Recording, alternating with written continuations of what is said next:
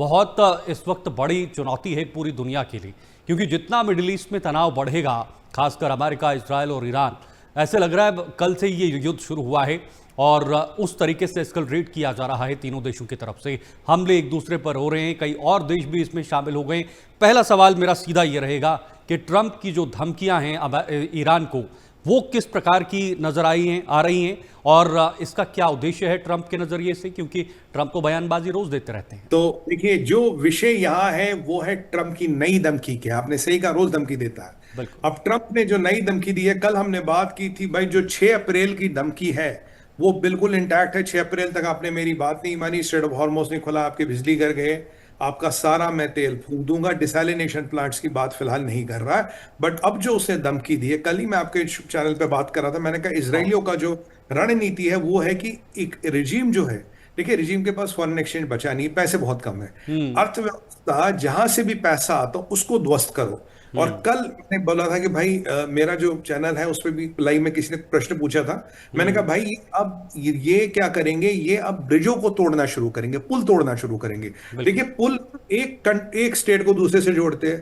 पुलों के बिना सर, बिना अगर आप पुल तोड़ने शुरू कर दो अर्थव्यवस्था वैसे ही बैठ जाती है। हम्म। पुल नहीं है तो अर्थव्यवस्था बिल्कुल रोक देगी। आपको बहुत बड़े गोदाम वोदाम फोड़ने की जरूरत है, बस पुल तोड़ते जाइए।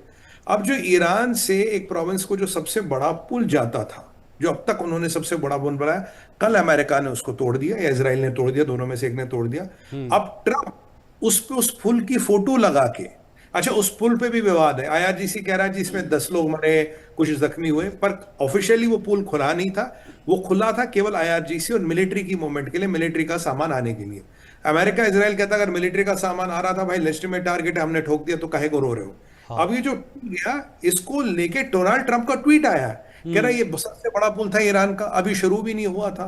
कितना सुंदर पुल था, आप जानते हैं, बड़ा व्यंग कसते हैं अपने ट्वीट्स में, अपने पोस्ट में, मैंने ये ध्वस्त कर दिया है। अभी तो हमारी मिलिट्री ने शुरुआत की है, अगर जल्दी जल्दी डील नहीं की, ये हम्म। तो केवल बात भी नहीं है, अभी तो देखिए आगे आगे होगा क्या। यानी कि अब मसला 6 अप्रैल तक वेट करने का नहीं है शीतल जी। हम्म। 6 अप्रैल तक भी इंफ्रास्ट्रक्चर, जो जो क्रिटिकल इंफ्रास्ट्रक्चर है उसको बिल्कुल। ध्वस्त किया। जरूरी नहीं कि हम तेल ही फूक दे, जरूरी नहीं कि हम डिसैलिनेशन प्लांट उड़ा रहे, जरूरी नहीं बिजली घर उड़ा रहे। अब ये पुल देखिए साहब, लाखों करोड़ों रुपए की लागत से बनते हैं, सालों लगते हैं आपको पुल बनाने में। एक बंदूक एक आया, बॉम्ब गिरा दिया, खत्म पुल।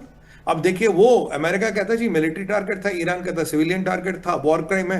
वो तो हम्म। खैर तो में चलती रहती है बातें, पर ट्रंप का ये बयान है कि हमारी मिलिट्री ने तो अभी काम शुरू भी नहीं किया है। और जो कल उसने कहा था, भाई वर्ल्ड वॉर वन में 1 साल इतना टाइम लगा, वर्ल्ड वॉर टू में 1 साल इतना टाइम लगा, हाँ। कोरियन वॉर में 1 साल लगे, इराक में 9-8 साल लगे, हम्म। वियतनाम में 19 साल लगे, तो अभी तो भैया 31-32 दिन ही हुए हैं।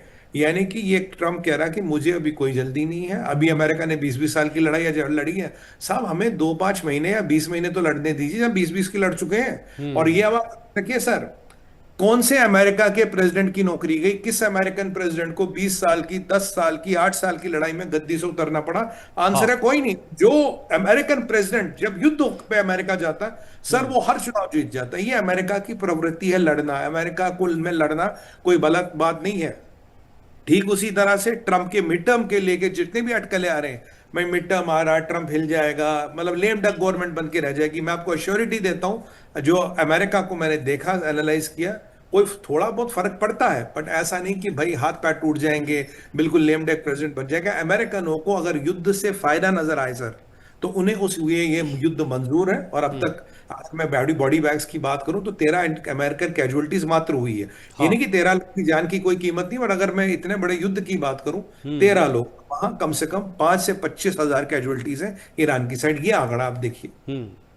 अच्छा सुमित जी, क्या इजराइल ने ट्रंप को बड़े दलदल में फंसा दिया है, या ट्रंप अभी भी, या अमेरिका अभी भी डेलिब्रेटली ये चाहता है कि जो ईरान को लेकर उनका मकसद है वो कम से कम पूरा है, उनका परमाणु, उनके मिसाइल, उनके ड्रोन, उसको पूरी तरीके से नष्ट किया जाएगा? क्योंकि आज जो हमले हुए हैं वो उन जगहों को टारगेट किया गया है जहां पर ईरान सबसे ज़्यादा अपने ड्रोन की आवाजाही करता है या अपने हथियारों की आवाजाही करता है। तो क्या डेलिब्रेटली अमेरिका के पास अभी भी विजन है कि जो ईरान को लेकर मकसद है वो पूरा करना है?